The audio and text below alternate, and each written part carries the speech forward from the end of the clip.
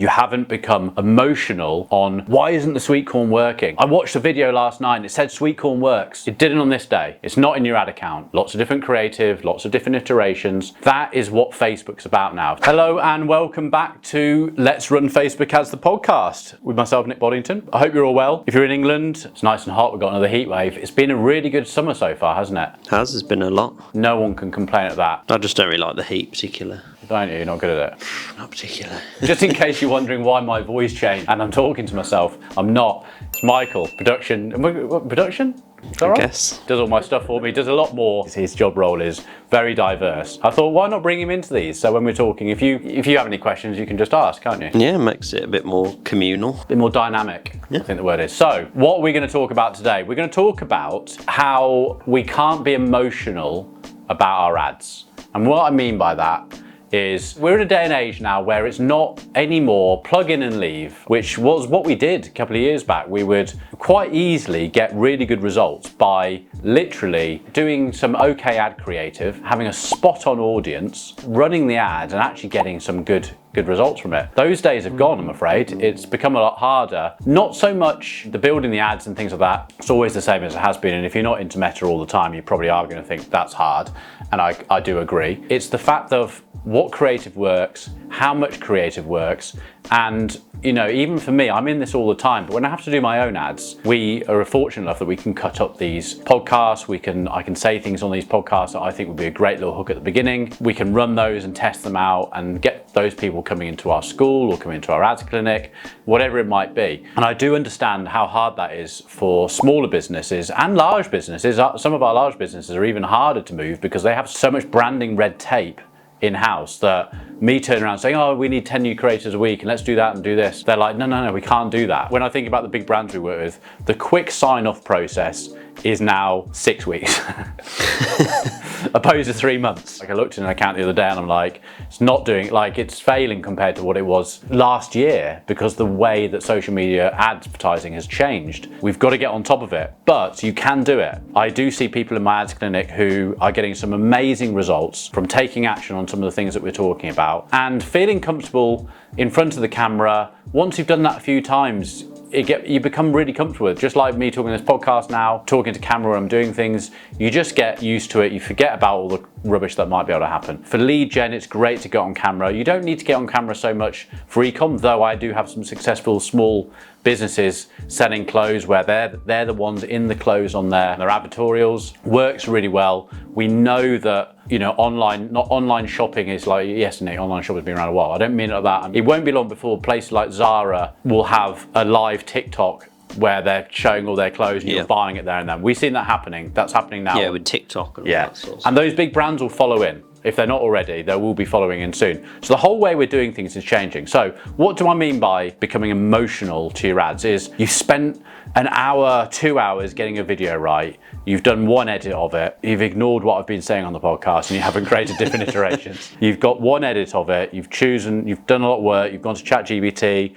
You've got your headline, you've put it on there, you put it in, and it's like, well, why is it not working? So then you're turning at the budget, thinking I've got to spend more budget getting it out there, still not working. I set some more audiences up because audiences, they're the holy grail. They ain't anymore. By this time you think, I've spent 260 quid running an ad and no one's biting. If you go fishing and you've got your sweet corn and you've cast out with a sweet corn and nothing's biting, so you're like, so you cast out with a bit more sweet corn, nothing's biting. Sweet corn is hence the bad creative. Nothing's biting, so you wheel it in and you pick up a little pink maggot because you thought, I'm going to go down to the shop. I'm going to do what everyone else is doing. They're all talking about hooks on your videos and having 10 iterations and speaking to camera and doing all these things. I'm going to do the same. I'm going to go and get myself a red maggot, box of red maggots. I'm going to cast it out there. Suddenly you've got a bite.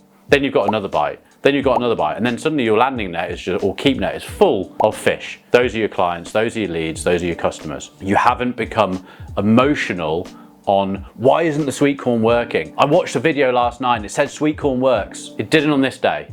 It's not in your ad account. Your product's not selling because of sweet corn.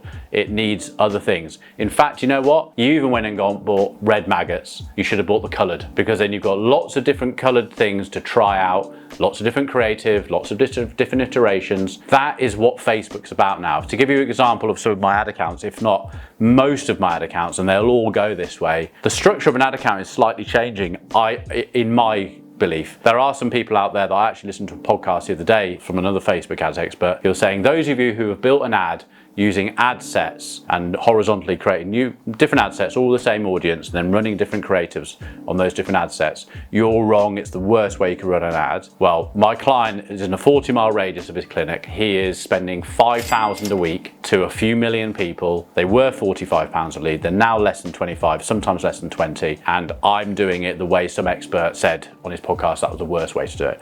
There is no one size fits all. No, it's like I've got different ad accounts do different things. I've got ad accounts where I use every different audience strategy. They've got an interest base, they've got a lookalike, they've got an Advantage Plus, they've got a broad, they've got an ad set with 5 ads in it, they've got an ad set with 1 ad in it. There are so many different scenarios in there. They're all working. And I personally think that if I went to just one of them, I wouldn't be able to spend the kind of money I need to. What I'm sort of going to on this podcast is you're gonna have to just do more than one ad, and you're going to have to stop being emotional as to why. I've seen even some of my clients, they're really excited. We've gone in and we've made 1 or 2 little videos. We've done a couple of different iterations. They've gone out, they've got leads come in, and they've got members. And over those 2 or 3 weeks, like, oh my God, Nick, I'm so happy. I've got people coming in, I've got customers now. And I went on a call not so long back and I was like, what's up with you? You seem really down, really deflated. She's like, oh, it's just like, I've got to go and do more creative. I'm like, yeah. Because your creatives now run out. You're going 25 miles out of where your workshop thing is. And the ads now aren't working. So you need to do different iterations, do some different filming, different hooks at the beginning. The first 3 seconds really important. And get more people in. We all wish we could still be in the old fashioned ways of, there's an ad, make it work. Oh, it worked. I'll come back in 6 months' time. Oh, it's not working anymore. I'll do another one. Those days are gone and we have to move with it. Another example is a client of ours in Australia. Even though they've got 16 million people to go at, their reach is topping out like 4,000 or 5,000 people. And that's because when you launch a new piece of content on social media, Facebook, TikTok, whoever it is, pushes it out to an audience of 300 people. And in that audience, the algorithm then tests what engagement that video gets and whether to push it out more. So we've always looked at my videos and going, how can I have like 100,000 people listening to my podcast? But then I've got 300 followers. None of my videos, even though we're trying lots of different things out, they're all getting stuck at that 300. But then we had that one go viral the other day,